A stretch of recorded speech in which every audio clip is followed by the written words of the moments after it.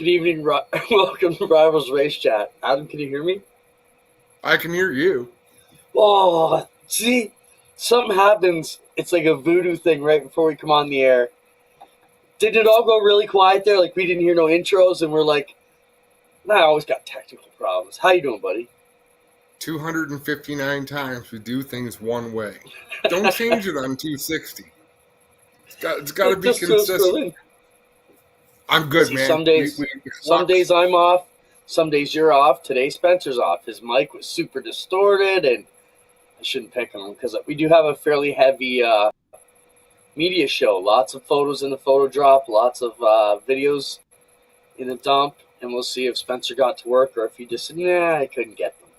So we'll find that out here tonight. Show 260 Motorama was on the weekend, and we started off the weekend by you picking on me about the way I said it. Motorama. Are we really that snobby about it now? Listen, there's different things.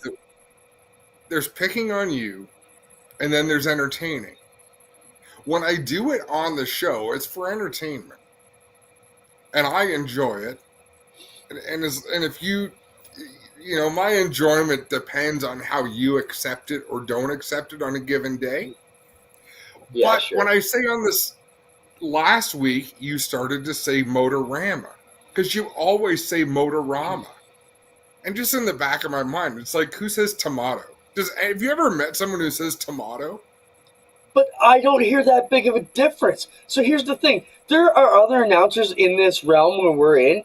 And I remember it wasn't that long ago, you're like, what an ass that guy is. Picking on everything that everybody says and the way they pronounce and their grammar. Who does he think he is? That's you now. You're that guy. Motorama, is it that big of a difference? You know what? I don't even know how to say Garrett's name. Garrett T is coming back, and I'm not saying his name at all because I don't know, you know. It's a Have you ever lost looked cause. at a word, Adam? As a writer, you look at a word on the paper, and the longer you look at it, the more you can't believe that's what that word actually looks like. That's how I am with these words I'm trying to pronounce. The more I pronounce them, I don't know how I'm actually supposed to pronounce them anymore. And what I was going to do, and I should have, I'm getting soft, and it's bullshit. As soon as you said Motorama, I should have switched to Motorama. And I wouldn't have even noticed. I really wouldn't have cared. Anyways. I have regrets. I wish that is what I had done. You spent some time there. I spent some time there. It was great to meet all the people we crossed paths with on the weekend. Yeah. See, that's where I'm at. Johnny Mills says Rama Casino. So, Rama. It's Rama. I'm just not even getting to that game with you. Okay, whatever.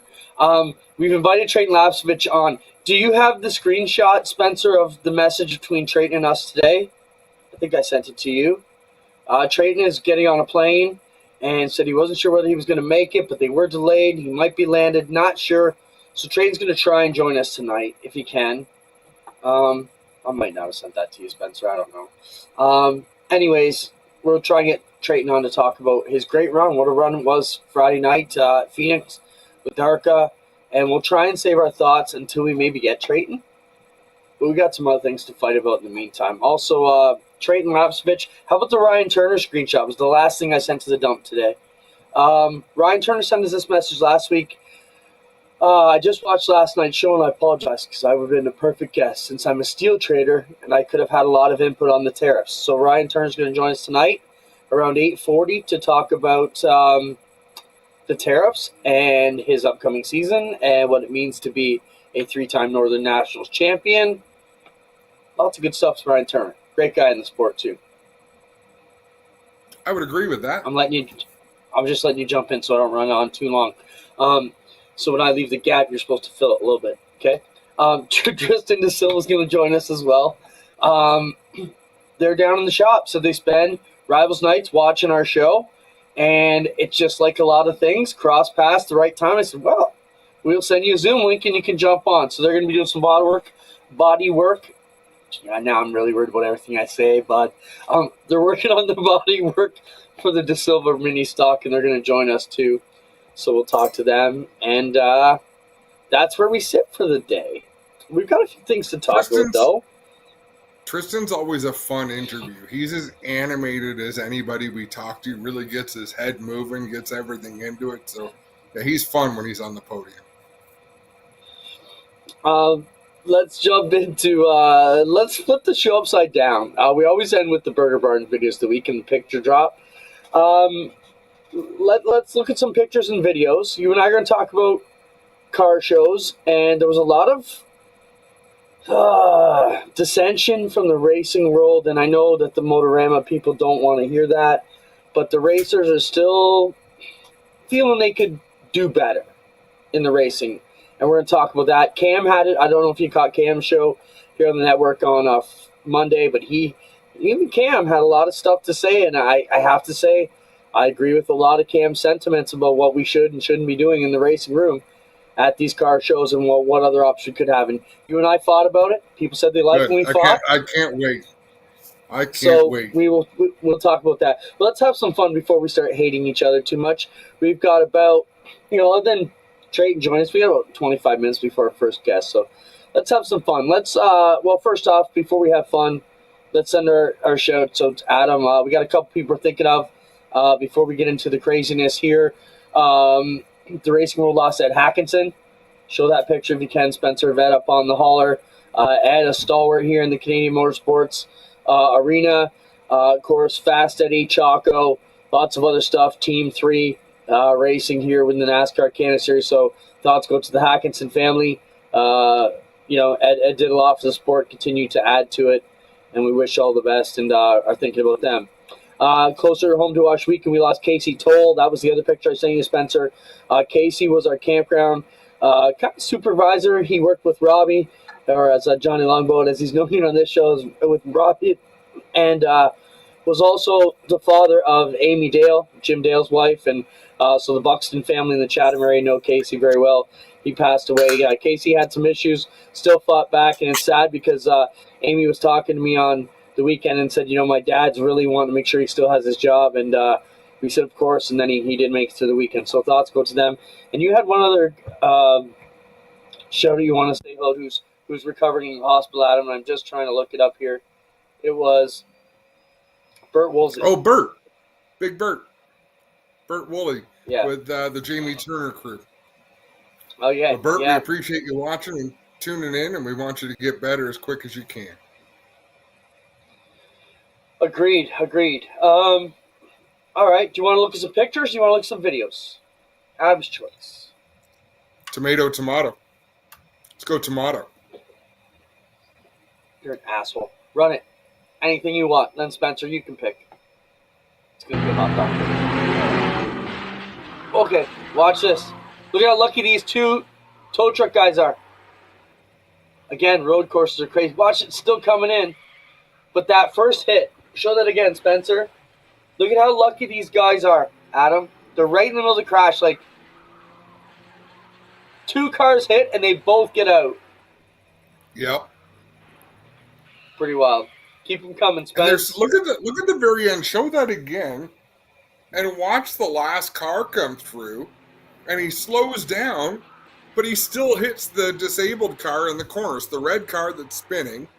Now watch this one come up here. Boom. Oh, that's a bummer. Gets slowed down, misses the truck, but then doesn't miss the parked car. Yeah, if you're listening to it, you can hear that he really wonked up his right front, and you hear it flop, and he just had no steering to pull him out of that. But yeah, it's crazy, these road course crashes we've seen the last couple weeks. Been wild. What else we got? Some of them we get sent in. How about a recliner? That's viewer's choice for the week. They're wild what they do on Nitro Circus. Sorry, what? Nothing to say about that. What else we got? All right, we've been showing some slot cars and some racing toys to keep us through the winter. How about this? A ride along, in-car camera on the slot cars. We have too much time on our hands officially. All right, what's next?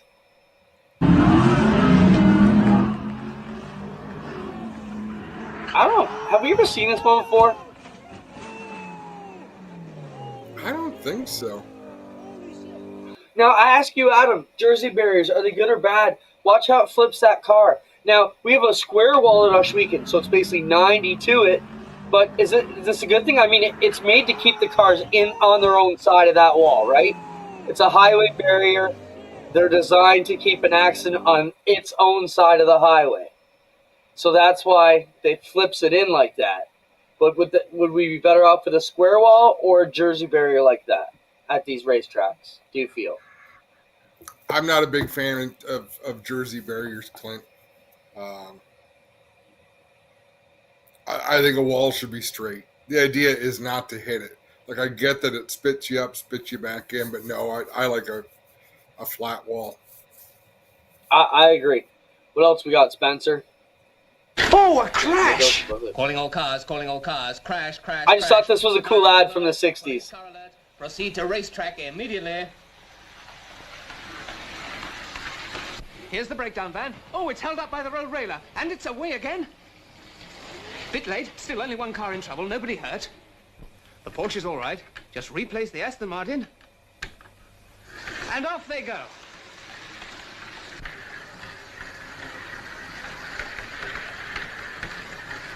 That's enough. So, think how cool that toy would have been back in the 60s. But imagine if we made you and Greg announce with those voices for the rest of the year. Here he comes out of turn 4. Dylan Westbrook. Oh my goodness! No? I just don't understand. Like, go to bed. Instead of surfing that nonsense, go to sleep. They don't all come to me. That's what I say. No, keep them all coming. night. Like, I can picture you all night going from one to the next to the next to the next to the next to the next. You should see what doesn't make the cut. I believe it. All right, bail me out with something good, Spencer, please. And get me in fun here. Okay. This is Galusier. In-car dyno, I think, or is this just a setup stand? I run that again. I don't think it's connected to a dyno.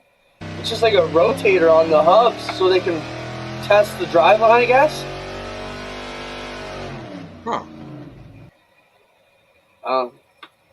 Just likes the way it feels. Don Lucier, that's just rev it up, baby. What else we got?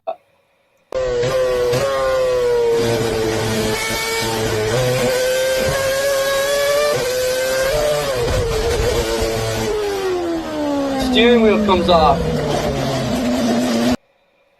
Okay, remember I was trying to figure out what that was. Watch, the steering wheel pops off when he gets off the grass the second time here. Oops.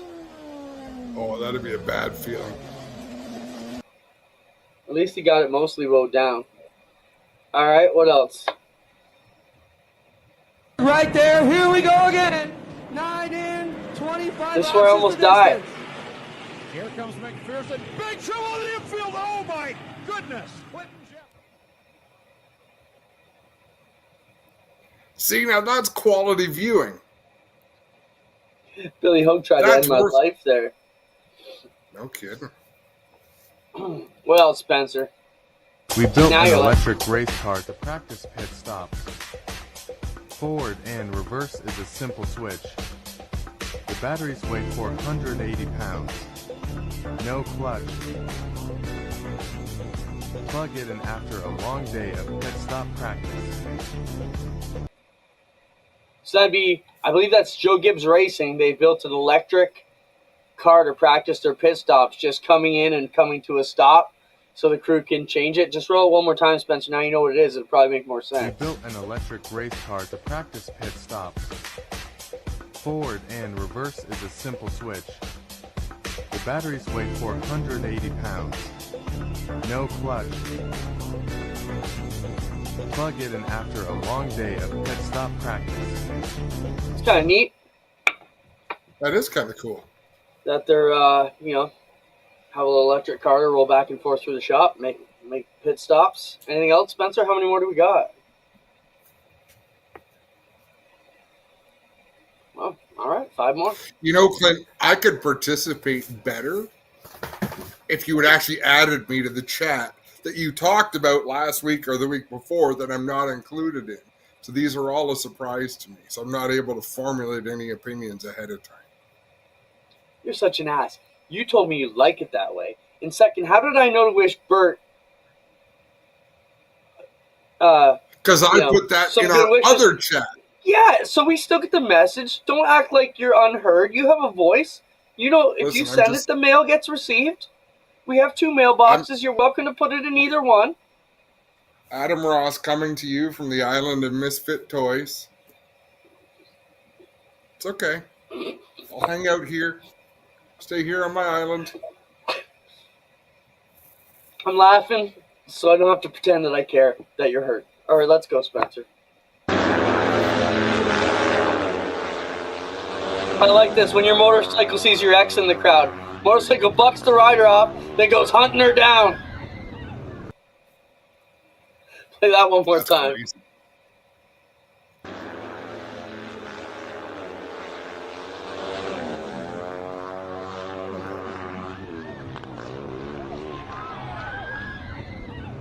Even threw a drop kick at her, too, sitting in the beer garden. That was wild.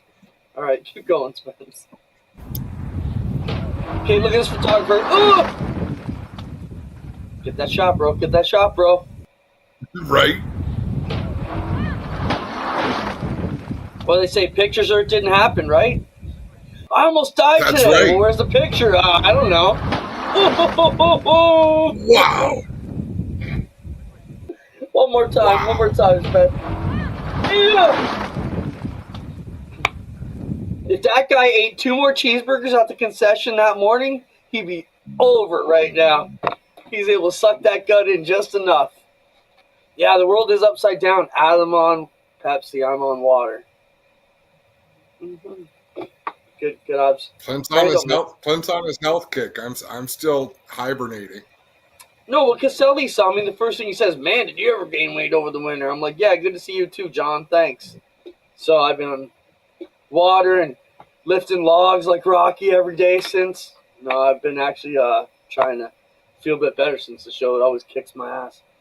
All right, what else we got, Spence? I don't know what this is, Adam. Look at the crowd. This is some sort of indoor motorcycle trailer house race. I don't know. And that's a Sea-Doo on a motorcycle towing an outhouse. Pictures or it didn't happen. Oh, it's racing it, Spencer says. I thought it was towing it. So yeah, Spencer I thought the says same thing. The outhouse is independent. They're both hanging on the low line there. Now, what do you figure that event is? Like, it's obviously an indoor racing event of some sort. Everybody's got a costume on. I don't know. That's whatever it is, it's working. All right, what else, Spence? 2 more. It didn't go well for these builders when they tried to build a house. While they were trying to find a stable patch of earth that this clay is like the stuff that Oshweekon is made of. Okay? So this is some video, but look at that clay, Adam. That is like the perfect dirt track clay you could ever have. It's like no rocks. It is like, that is racetrack gold right there. And when Oshweekon was built, it was, they dug out the survey. If you go to Google Earth and zoom out a bit, Oshweekon is right beside the big survey right there. And when they were building the survey, Glenn had them bring all the dirt and put it on the speedway. And that's why our clay is so good. It's not abrasive, but just how smooth that looked. It has like peanut butter, that clay is.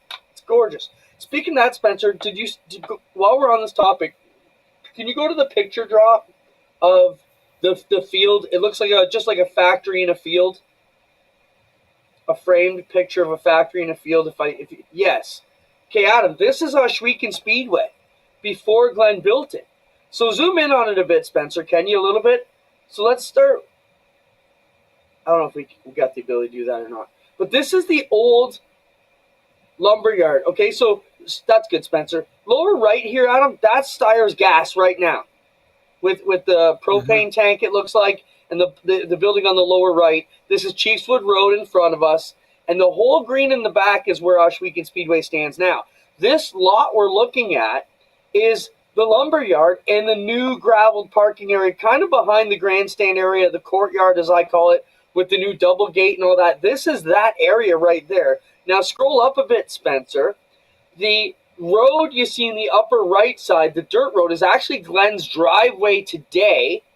And the tree line was taken out from that road to the left, which would be pretty much the center area of almost, I guess the speedway would fit all in that grass area, and the tree line would be where the pits are now. Beyond that would be the pit area.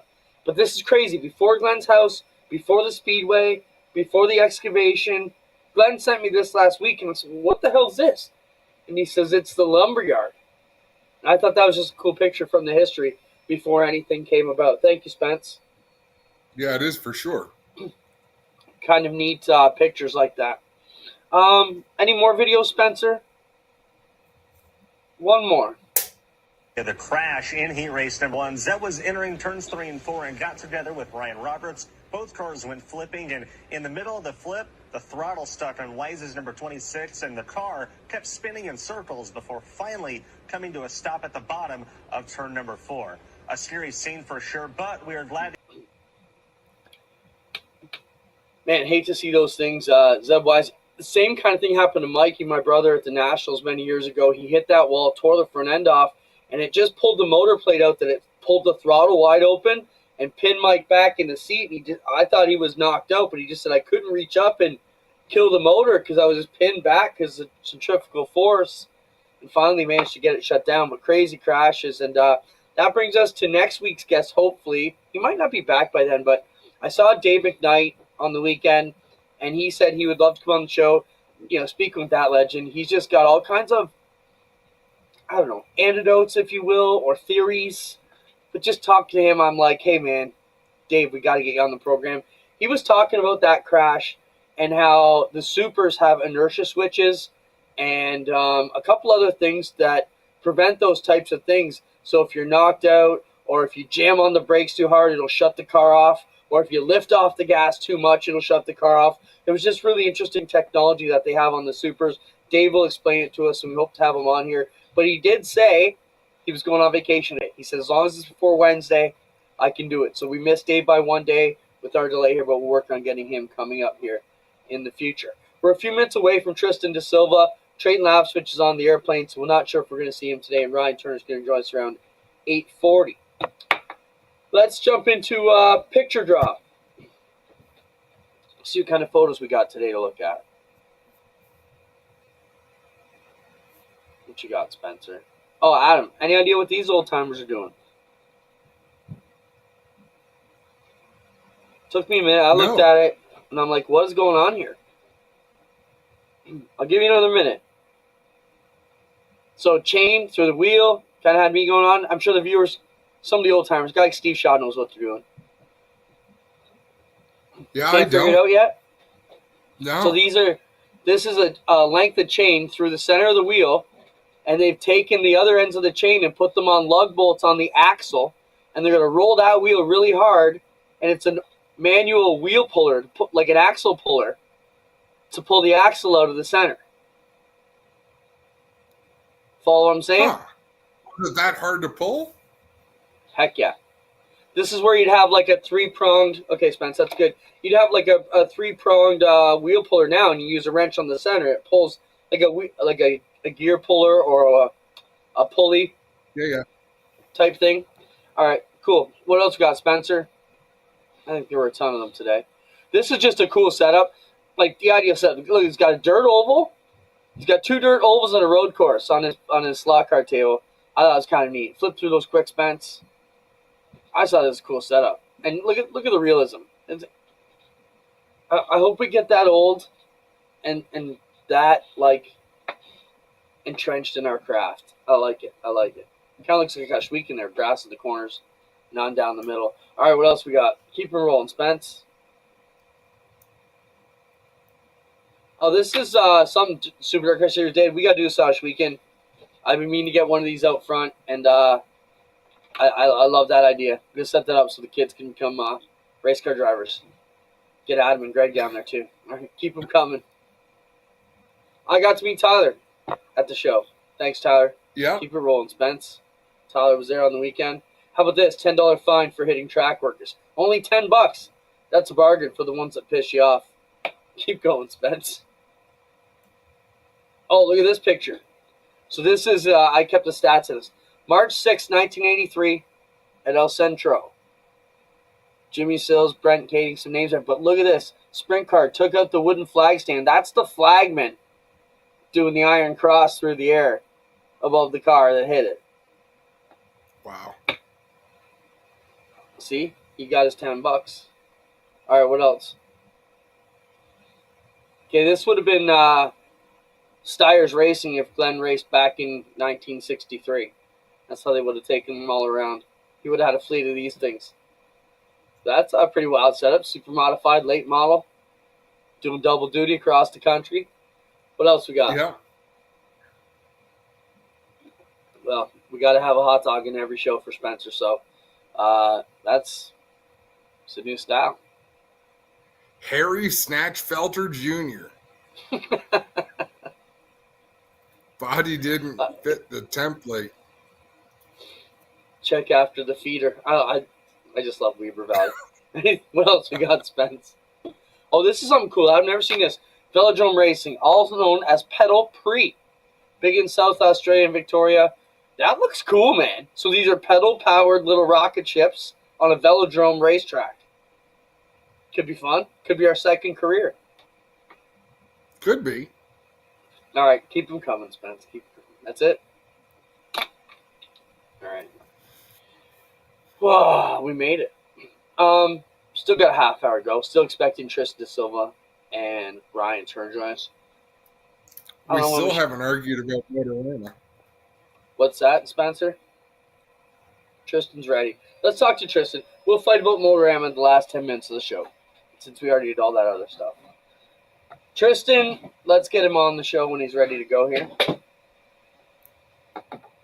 Tristan, how's it going? Can you hear us, bud? I can hear you. You can hear me? We got you, bud.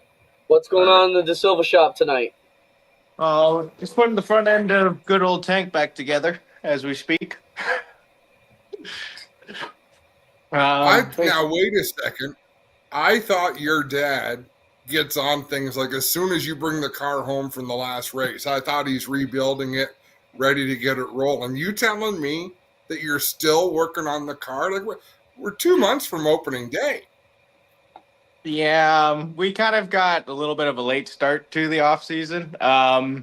We after the last wreck that we had at Oshwegan there, she sat parked the whole time. We didn't do a whole lot, and Daytona 500 ended up coming around the corner again. And we started looking at each other and decided, yeah, it might be time to get back at it again. Tristan, you've raced a couple things over the years. Why the dirt at Oshwegan? What makes you dedicate your stuff just to Fridays and keep coming back there when you do get knocked around sometimes? It actually started back when I was 12, and they invited the Waterloo Regional Kart Club out on a Thursday night to join the micro sprints and the go-karters out there. And I had the most fun I ever did behind the wheel of a go-kart, wheeling it around with those guys, and ended up winning the night with the little trophy and everything. And ever since then, I just kind of fell in love with Oshwegan. I've been racing there since I was 14 years old, just turned 23 as it is. So started off in the bomber division and just slowly, I'm in mini stocks. I don't know how much further we'll go from there, but it's a lot of fun. At the end of the night, I always come off with a smile on my face no matter where we finish. Yes, accidents happen, and you can look past them and move on and just make it for the next week and hope you're back on that podium speaking to you guys at the end of the night. You know, talk a little bit about that. Mini stock might be as far as you go in racing, and there's nothing wrong with that. How much fun is it to be able to go with your dad, your whole family? You've got a racing family, but to spend that time every Friday night, I already know how great it is for him at 23 years old. If your kid still will hang out with you, that's a huge win. But how cool is that for you guys? Oh, it's awesome. It's the talking point of the week. We normally have a lot more family that end up doesn't making it on Friday that watches it live come over on a Saturday, and it's the conversation of the night. We all enjoy it here. Everybody knows how to lend a hand, and if we call or ask in a heartbeat, anyone would jump in for us. We have had a lot of great support around us for years, ever since I've started racing. We've had Mark Zuba from Jibs Action Sports with us, Let's Landscape, Legates, everybody. They've been such an amazing group of people. I couldn't ask for anybody else to support me as much as they do, and just to continue to support them throughout the years and keep repaying any favors they can. Tristan, is there any one race or any particular goals you have going into the 2025 season again? 2025, I would actually like to park it in the number one spot. I got second and third a couple times, but I would actually like to win the night overall again. Normally, the last night of the year does really well for us, but last year it didn't happen to be. Overall, though, winning on Art Hill would probably be a really, really cool highlight. If that would be, it's more of a war on attrition. There's no car versus car out there. It's who's going to last the longest and who knows how to drive the car the longest at the end of the day. And getting that kind of win, I think, would be the most amount of fun. There you go. Well, it's good to have those goals. I love your dad behind me. Like, I'm waiting for him to throw in some advice. Mark, what do you got to say, Mark? We can see you back there. How do you? For a long time, I mean, that's the crew chief for the two go-karts. It was crew chief for Friday and Saturday, a driver for a little while. Mark, how do you like your role these days? You're just the crew chief? You house the car, you work on the car. No, I'm honestly content to now just be the crew chief. I'm done driving. I don't know. Mark, what's the best part of racing with the kids? You know, we always joke, like Adam said, your kids will hang with you. I always talk to the families, and, you know, if families that race together stay together, we like to say. The other one is, you know where your kids are on the weekends. They're not out causing trouble or getting into trouble because they're hanging out with their family and their friends at the races. So, as a dad, what's the most rewarding part for you? The fact they're around all the time. You're right. At 23 years old, mostly people don't have this kind of relationship they do with their kids.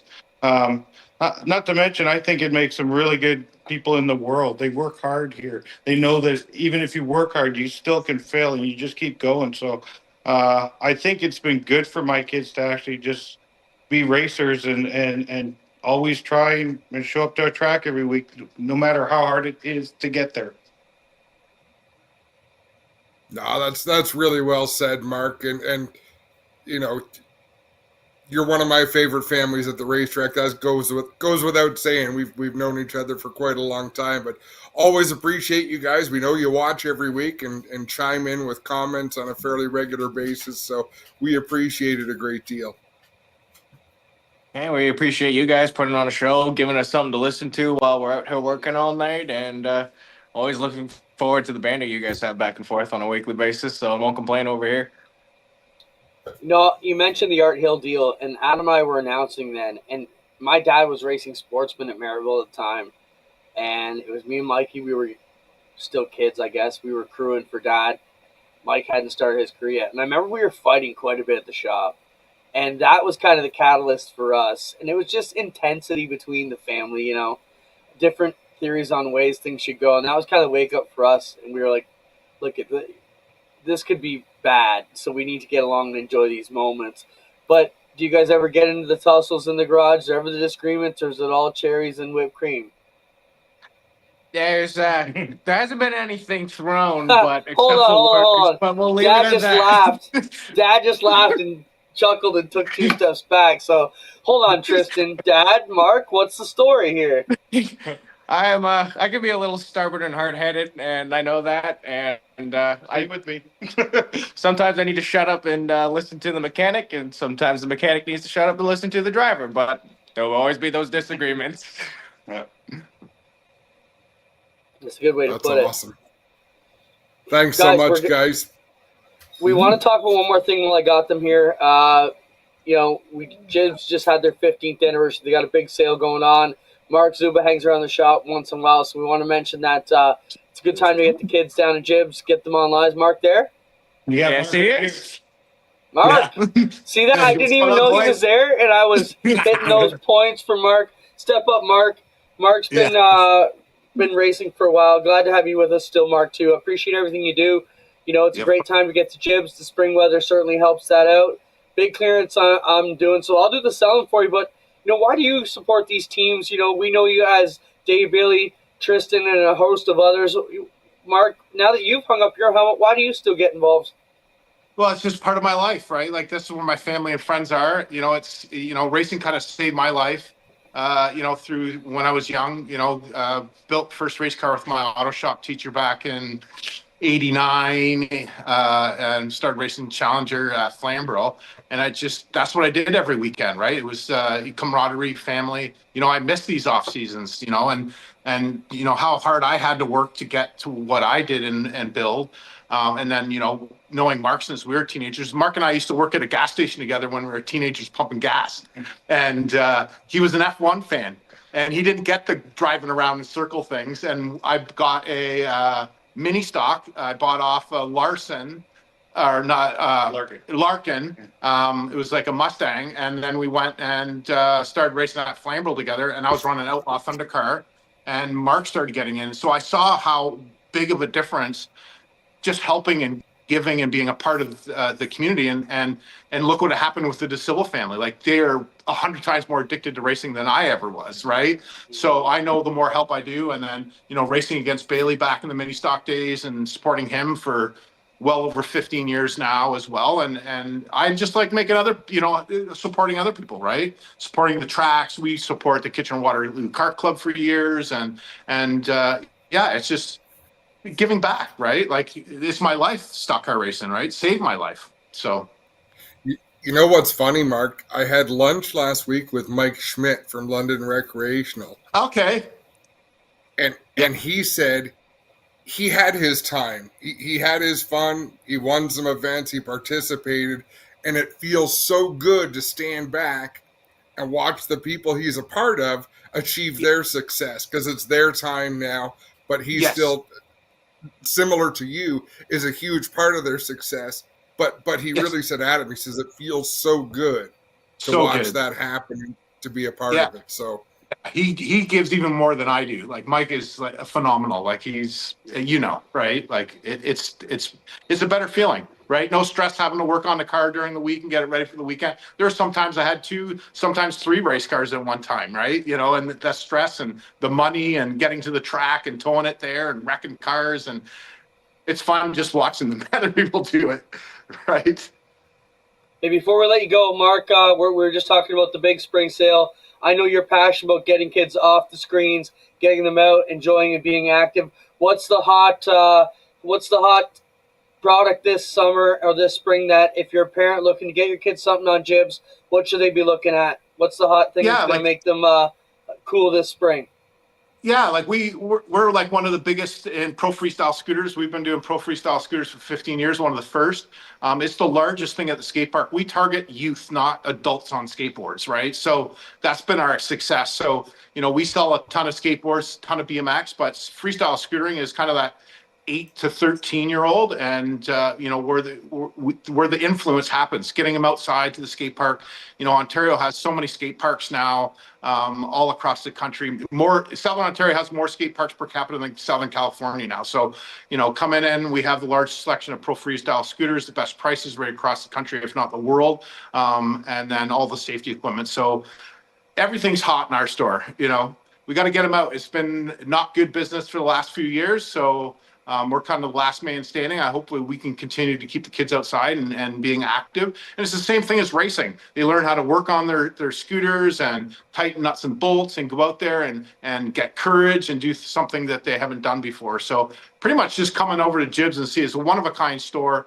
We're just finished our 15th year. We're just launching our 16th season this year. So, yeah, we got it all. And our website, jibsaccessports.ca, it's active, real inventory to what's in our store in a warehouse in Burlington. So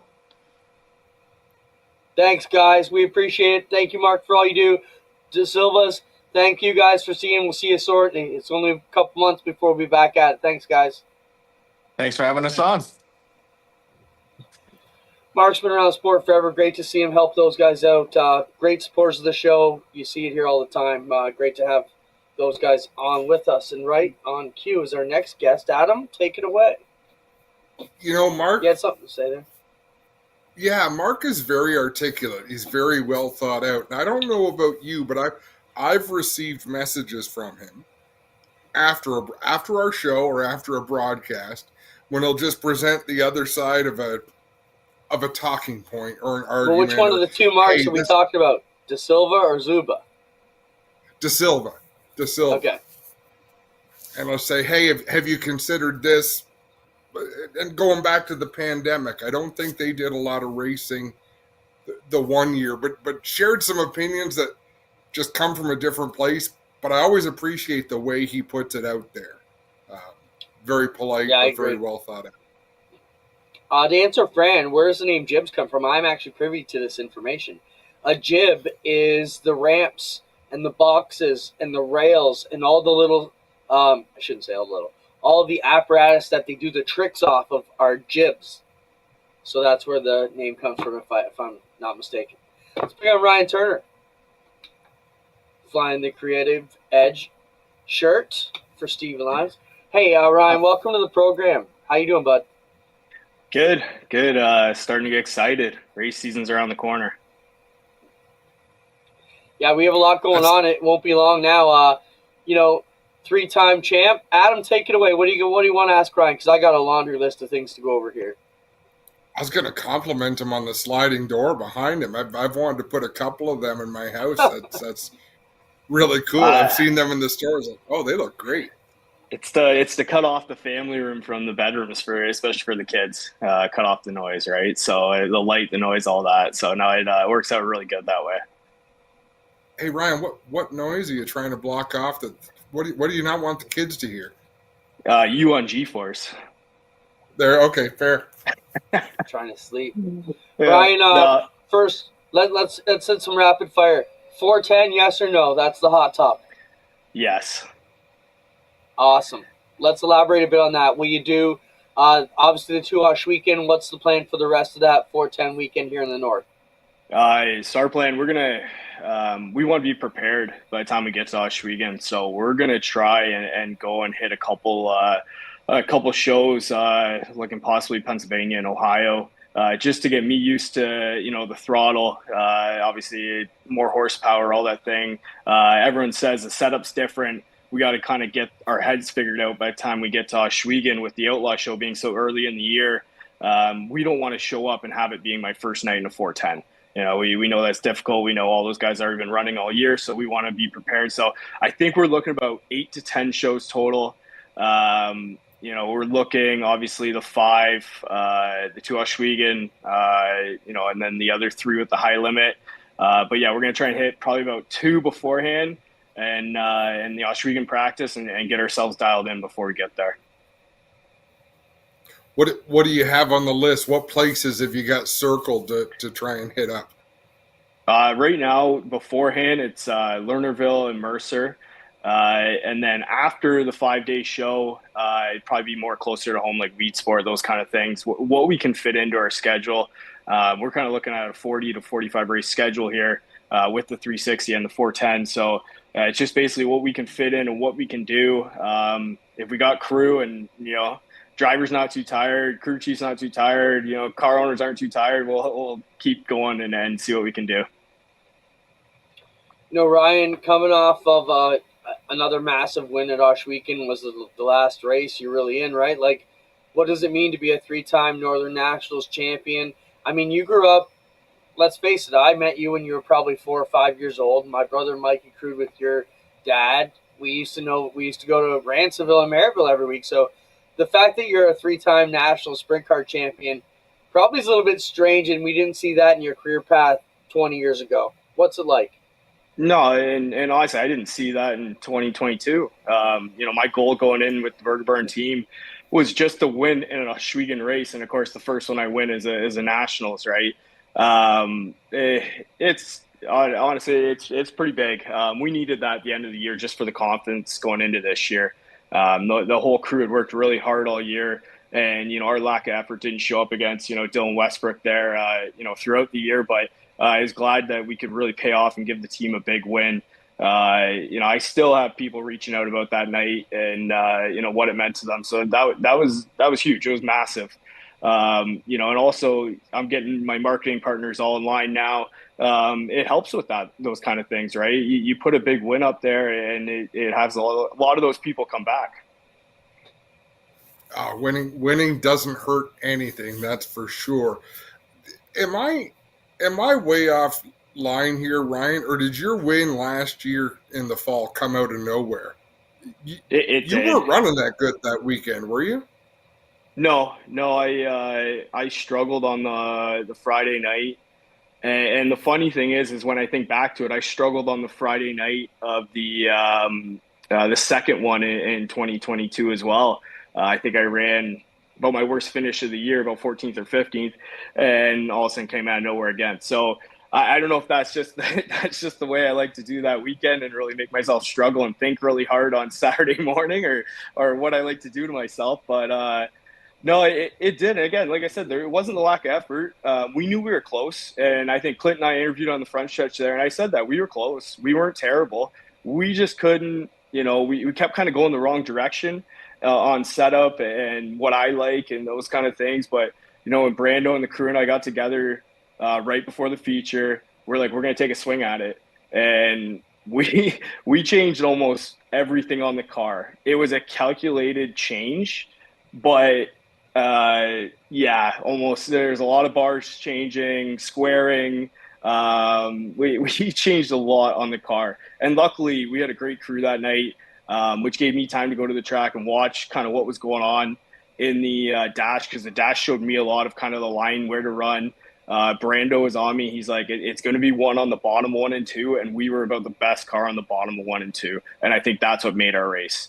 You know, everyone was kind of fast in 3 and 4, and I just hugged that wall better than anyone could coming out of 2. Yeah, you know, Maryville, where we kind of grew up watching races, we all know about that tricky turn 4, but I do agree on Ash weekend. The one who can pin that off the bottom of 2 and get that straight drive and kind of diamond it off the backstretch seems to be the hot setup. Let's talk about one of your competitors, Dylan Westbrook. Dylan is so good weekly. How do you crack that Rubik's Cube that is the 47X weekly? Because you've had him covered in the big events, but, you know, what makes him so good?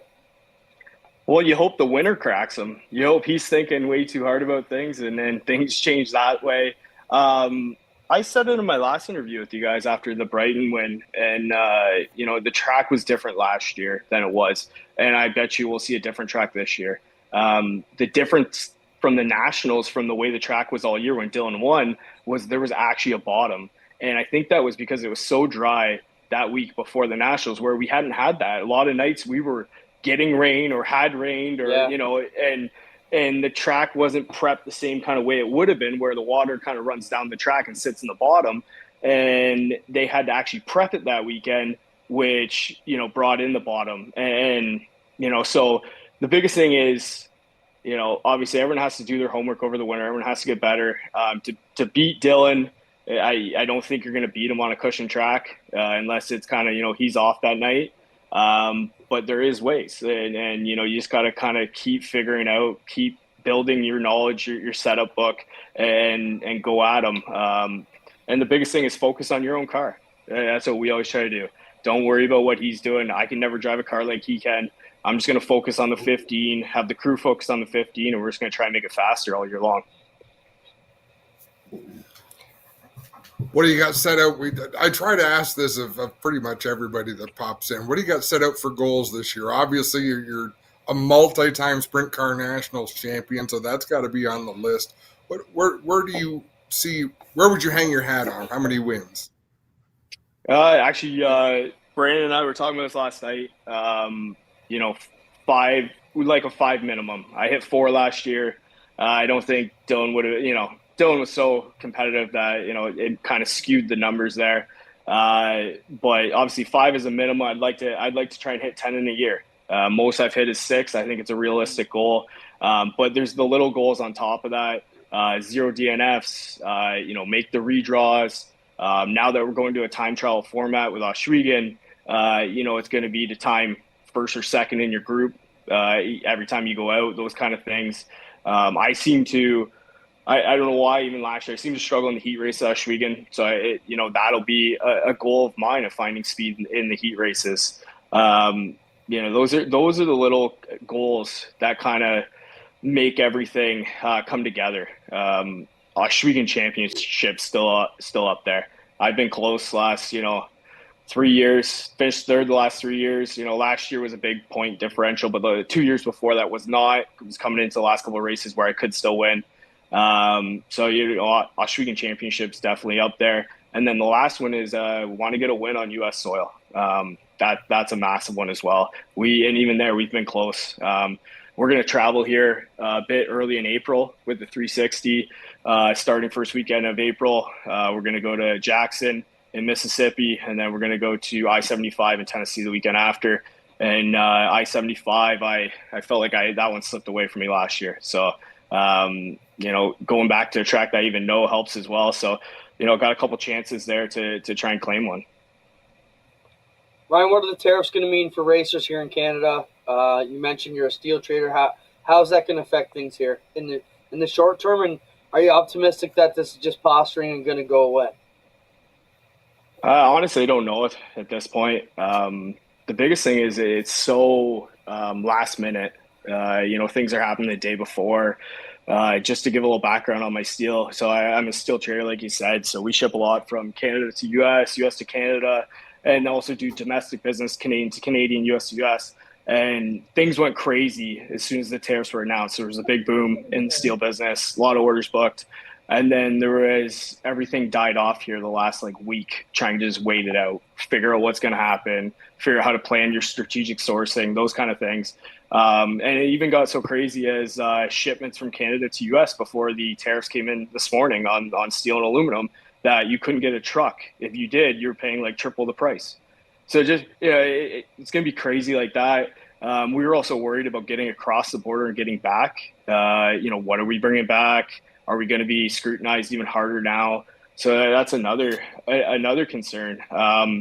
Aluminum's big. Obviously, our top wings are made of aluminum, and most of the aluminum comes from Quebec. And it goes down to the wing producers in Pennsylvania and multiple other areas in the U.S. And we're going to bring them back. And if it's 25-50% tariffs, it's going to be almost double the cost for a wing by the time we get back. So there's a lot of uncertainty definitely in the market, right?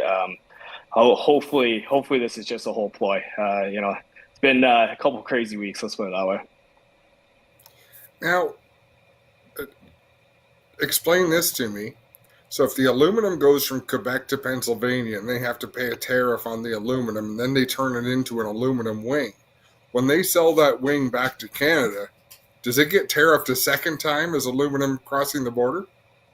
No, it shouldn't. What happens is there's actually, they call it a country of melt on it. And the country of melt will say Canada, if it's melted in Canada or US. It depends on where it was actually melted. If it's actually melted in the US, then yeah, you possibly will have to. Okay. Crazy the business, going to affect tires, going to affect all of it. Hopefully the politicians can put the pawns away and we get back to it. Ryan, I got to ask you, both proud fathers, Adam and I are, you've become father of twins.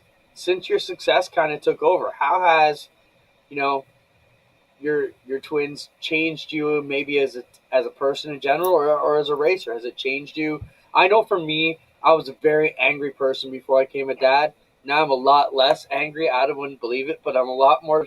They just took a lot of piss and vinegar out of my attitude. So how's it changed you? You know what? Patience, like you said, patience is a big one.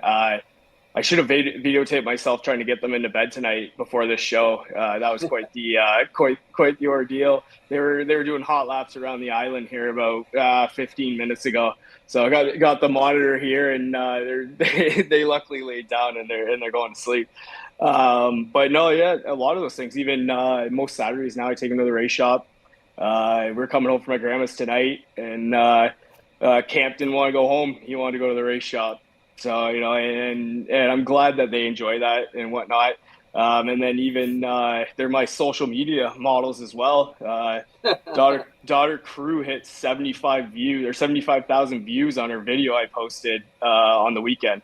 So, I can barely get 2,000. She's killing it at 75,000. So, no, they're very, very interested. Even it's funny now, they see the Nitro 54 logo. Obviously Dan and Trish, my owners, it's awesome, but I laugh. I sent them a video that they now say daddy when they see it. So, they'll even sit up here when I turn on World of Outlaws or High Limit, and they start watching it with me. But obviously from a standpoint, when I get in the race car, it's on your mind. You got two people that now depend on you. And, before you could get in and be reckless. And I still see that in some of the younger drivers where, I got to go to work the next day. Got to go to work. And when you got someone depending on you like that, it makes you drive a little bit different. I'll be honest. And yeah, I like to think it makes me drive better, to be honest. But no, you gotta keep that in mind, and it's always in the back of your head.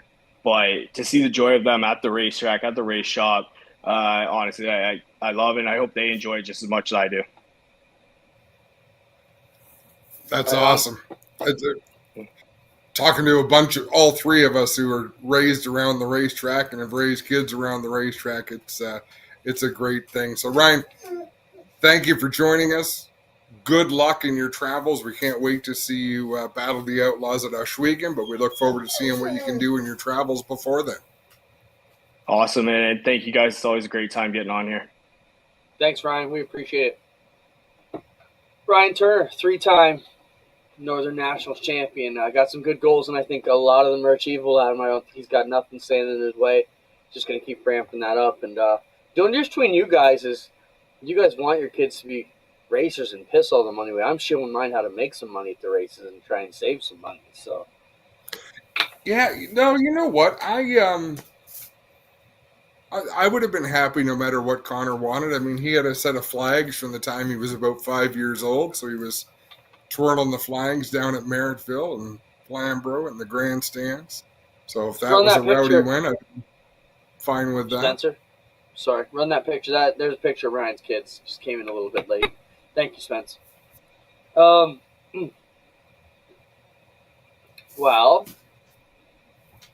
Motorama on the weekend, Adam. Down to our last topic here. There's always discussion, and I mean, I don't know. I go in frustrated to that weekend every year, and I don't know why. And I feel it's because, and this is no dig on Motorama. I understand what the organizers are doing, but I just feel like we pay way too much. The racers pay too much for the amount of people that we're bringing in. And, Friday and Sunday was a bit slow. Saturday was a smashing day.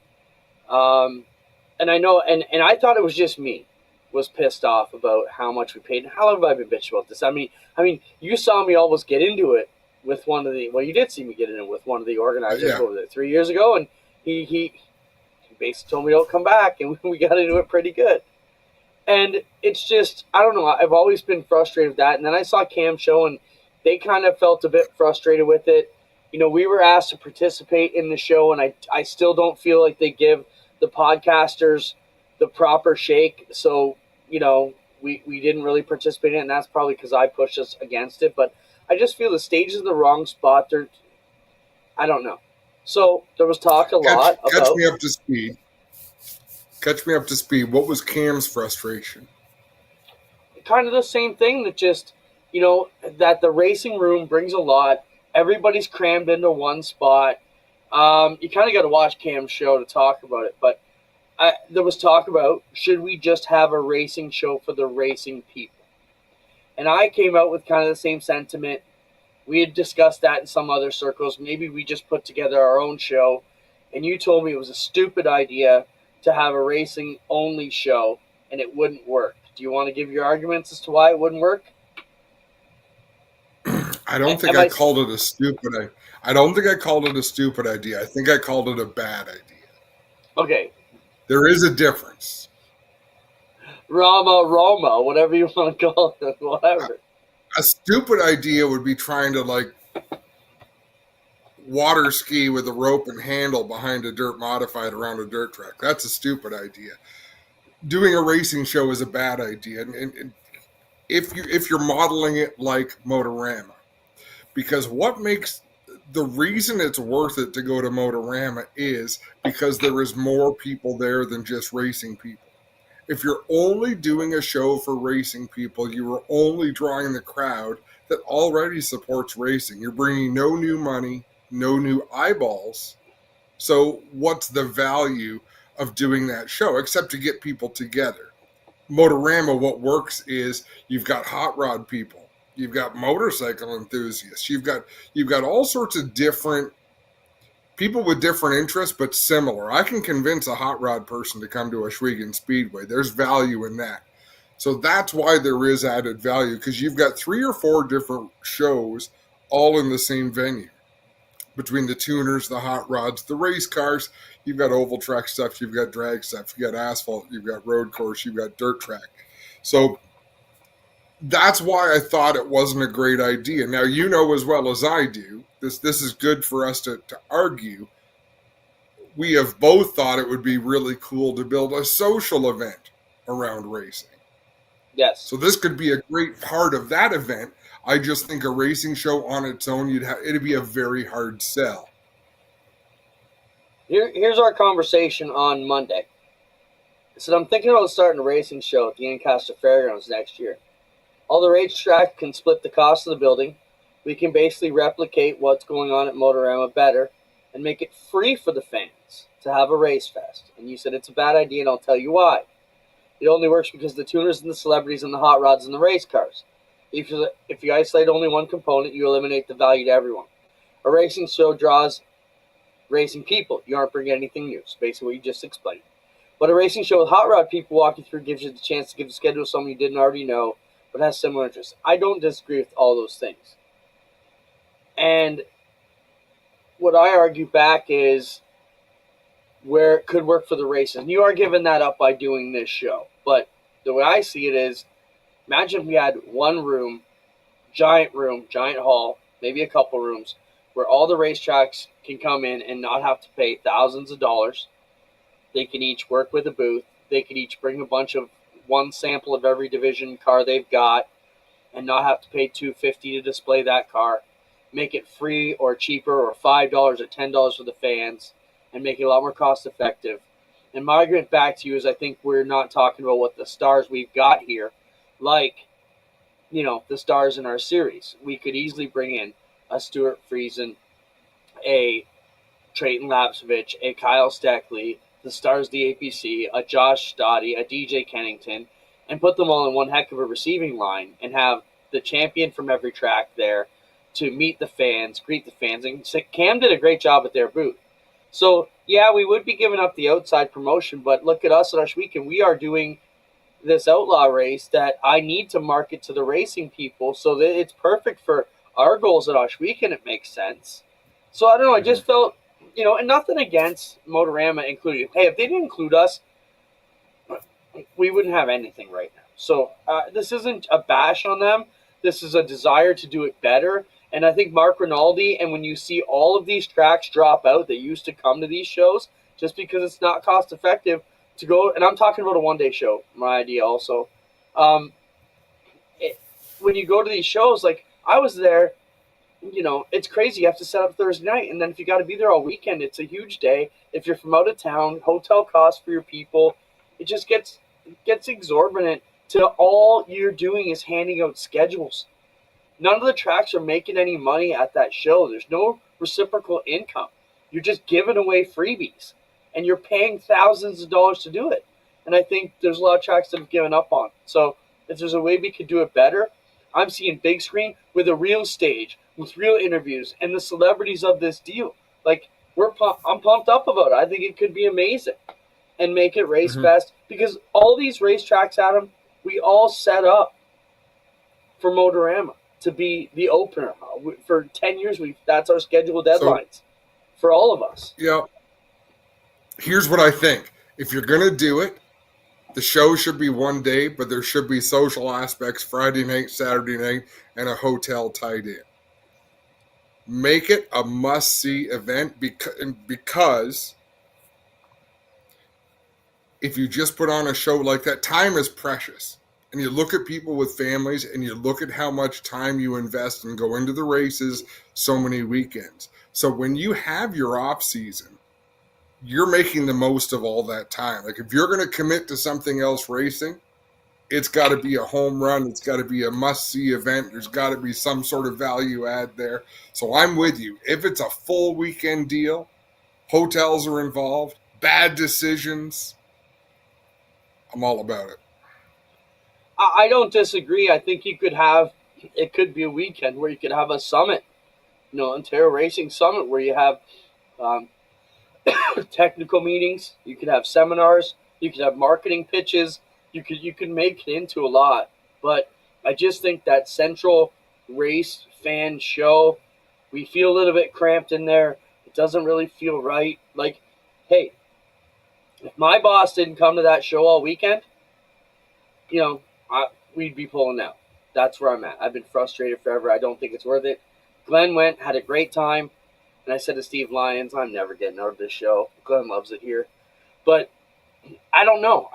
We've been frustrated for a long time, and I don't know how to get over that frustration. We've done some good business there. I'm not totally discounting where it is, but look, our bill for Osh Weekend was $4,500 by the time it's done. And then you're paying $300 for electricity, so much for carpet. Like, it adds up so fast. And yeah, again, it's not lost on me that Motorama has to spend these expenses. I just don't know if it's right for us in that market anymore. But, I don't know. But those were the Monday thoughts anyways. Yeah, like we could bring in some superstars into this deal. They're good thoughts, and you have to keep having them. The day we stop having these daydreams is going to be a dark day. When was the last time we didn't have something cooking? Like, I think back to Jack. When was the last time we got rich off of anything? That's what I want to know. Do you know how many times I dreamed that you and I were going to get rich? I mean, we were going to be .com millionaires. Yeah. And then the dual airbags.